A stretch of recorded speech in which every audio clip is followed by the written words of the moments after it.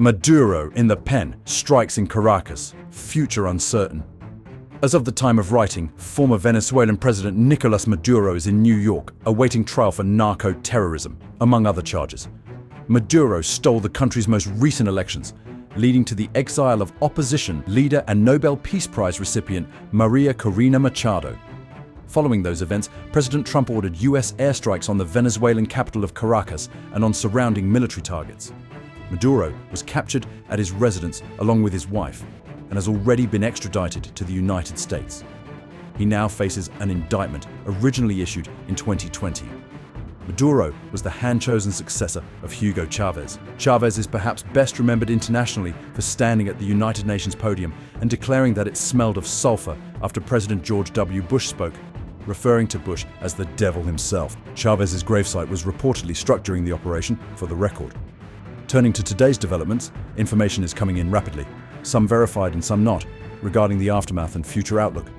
We will do our best to make sense of the situation on the ground in three parts. First, what this means for Venezuela's future. Second, the foreign policy implications for the United States. And third, how this affects Russia and China and their previous foothold in the Western Hemisphere. Part 1.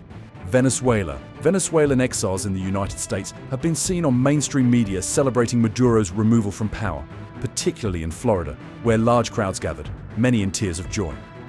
Opinions from Venezuelans still residing inside the country will be harder for the average Western viewer to access. For what it is worth, Reddit forums such as Ask Latin America and Ask the World have been filled with Western users telling Venezuelans how they should feel about the events. Much of that commentary is negative, while self-identified Venezuelans, according to their user flares, express cautious optimism and argue that the situation cannot be worse than it was under Maduro.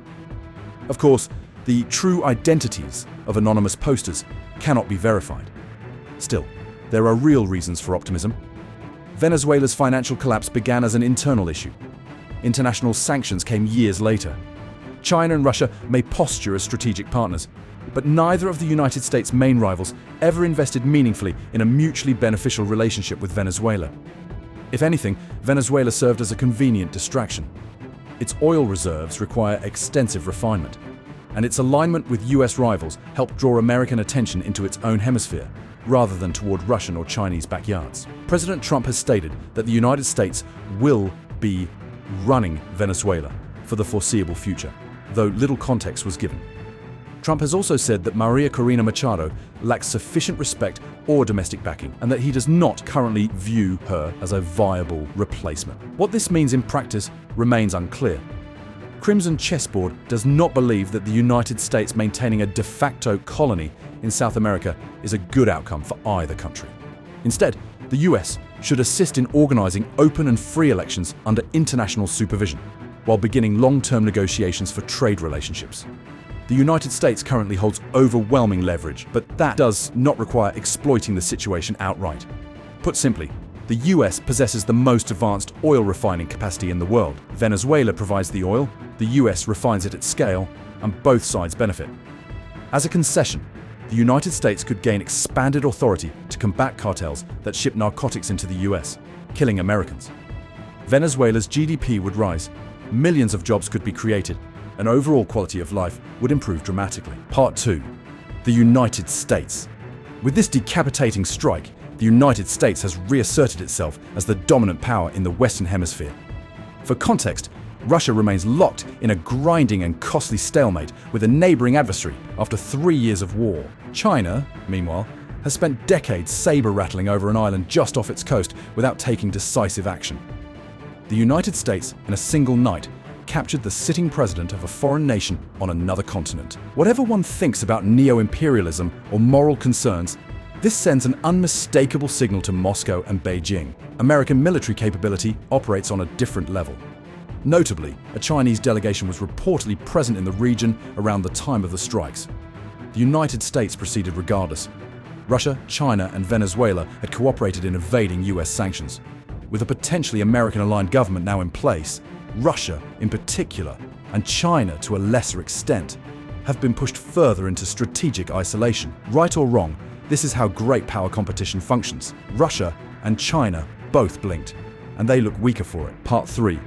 Russia and China. As discussed earlier, Venezuela served as a convenient intermediary for money flows and oil sales, while also drawing American attention away from Chinese and Russian spheres of influence. Losing that position is a serious blow.